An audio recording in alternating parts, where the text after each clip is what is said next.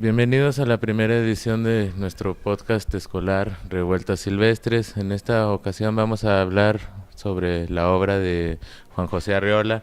Vamos a hablar en específico sobre el bestiario, pero no es fortuito que estemos abordando la obra de Juan José Arreola, sino que se cumple el centenario del natalicio de este autor y su obra nos parece que es totalmente relevante, además de que sabemos de aquel espacio físico que está en la universidad, que es parte de la Universidad Nacional Autónoma de México y que es la Casa del Lago Juan José Arreola.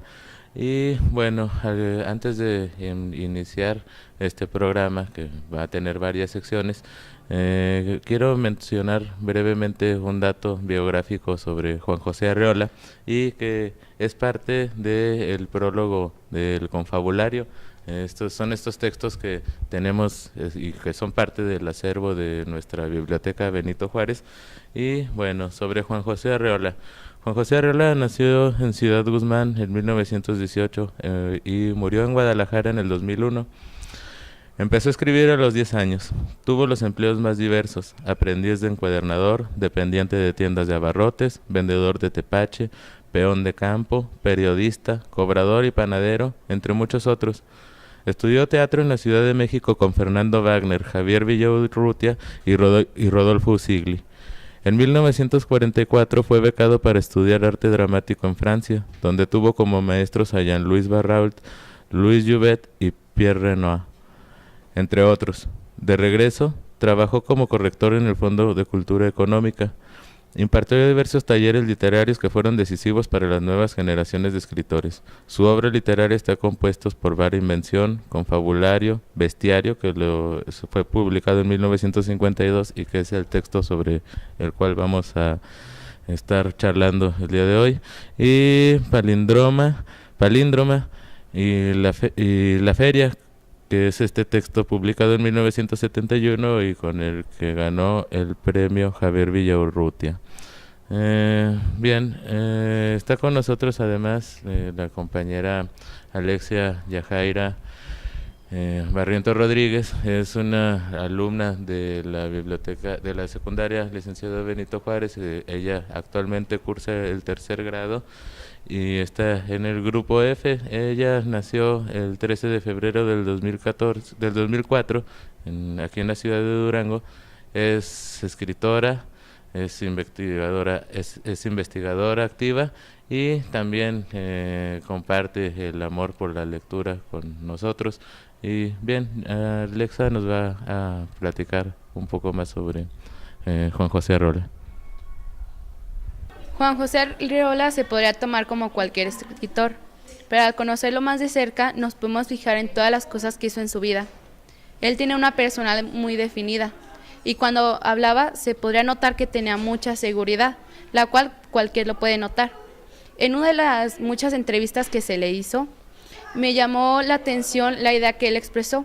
Él decía que el cuento ayudaba a liberarse rápidamente de aquella cosa a la que se le llama inspiración.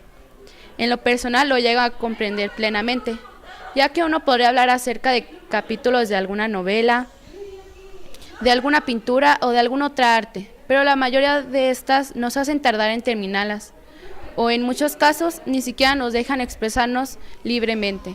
En comparación con el cuento, que en cualquier momento de inspiración, ya sea grande o pequeña, se puede crear un cuento en el que, a veces sin notarlo, nos quitamos esa inspiración, la cual suele ser una pesa en algunos casos, y nos lleva al estrés y a la desesperación. Sin embargo, tenemos el cuento, aquel pequeño texto que, en pocas palabras, nos puede llevar a un mar de ideas.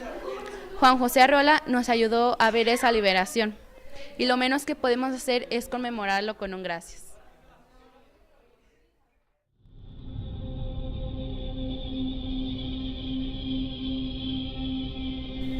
Vamos a leer Una bestia del texto de Juan José Arreola, publicó en 1958 El bestiario. Este forma parte del acervo de la biblioteca Benito Juárez y vamos a iniciar con el oso.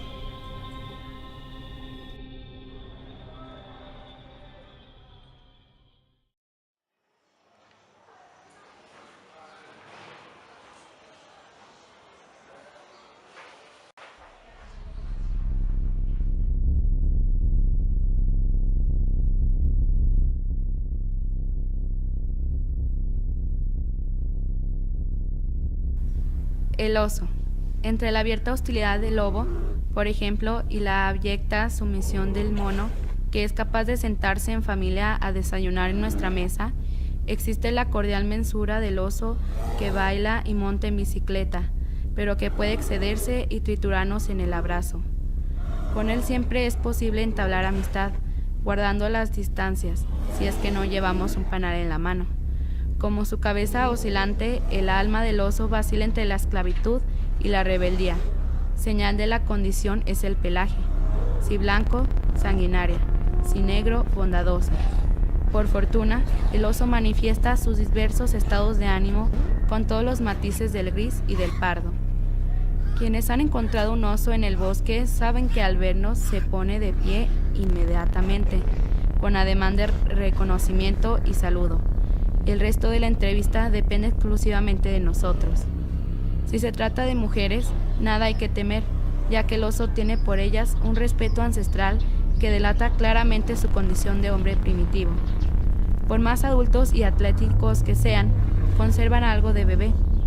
Ninguna mujer se negaría a dar a luz un osito. En todo caso, las doncellas siempre tienen uno en su alcoba, de peluche, como un feliz augurio de maternidad. Confesémoslo, tenemos con ellos un común pasado cavernícola. El oso de la espelunca es el más abundante de los fósiles y su distribución acompaña a todas las migraciones humanas de la prehistoria. En nuestros días, la osera sigue siendo la más confortable de las habitaciones feroces. Latinos y germanos estuvieron de acuerdo en rendir culto al oso, bautizando con las derivaciones de su nombre Ursus y Vera, una extensa serie de santos, de héroes y ciudades.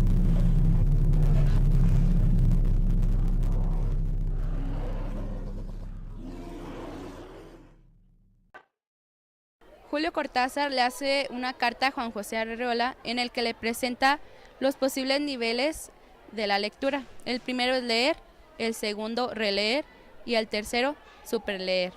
Aquí les voy a presentar un fragmento de esta carta. Querido Arreola, hace varias semanas Emma me mandó sus dos libros.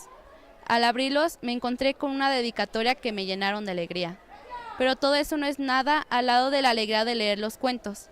A toda carrera primero y después despacio, tomándome mi tiempo y sobre todo dándoles a ellos su propio tiempo, el que necesitan para madurar en la sensibilidad del que los lee. Ya habrá observado que uno de los problemas más temibles de los cuentos es que los lectores tienden a leerlos con la misma velocidad con que devoran los capítulos de una novela.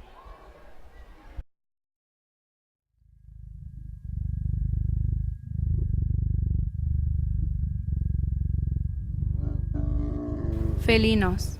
El que sacó de la leonera el guante de Doña Juana, Don Quijote que mantiene a raya dos fieras con pura grandeza de alma, Andrócles, sereno y sin retórica, el león ya no se acordaba de la espina, los mártires cristianos que se metieron por la fuerza en las fauces hambrientas, y el vizconde de los asilos que estropeó un espectáculo circense al poner un sándwich en la boca del rey de la selva, sin látigo y sin silla plegadiza.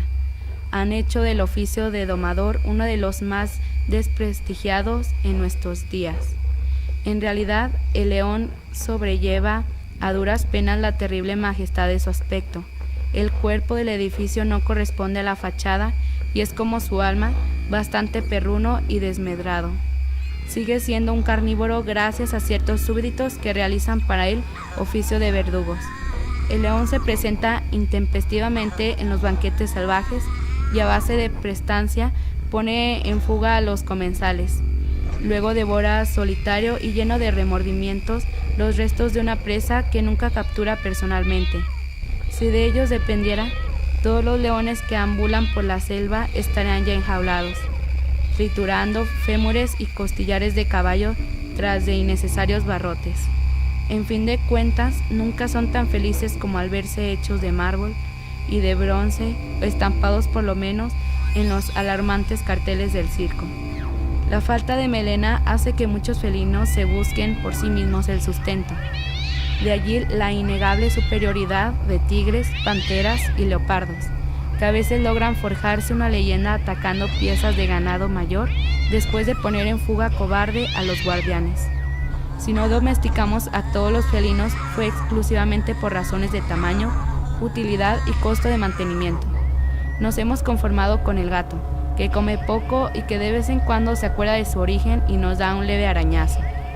Solo algunos príncipes orientales pueden darse el lujo de poseer felinos en formato mayor, que ronronean como una locomotora, que son muy útiles como perros de caza, que devoran ellos solo la mitad del presupuesto palaciego y que si llegan a distraerse y arañan, son capaces de mondar a cualquier esqueleto de toda carne superflua.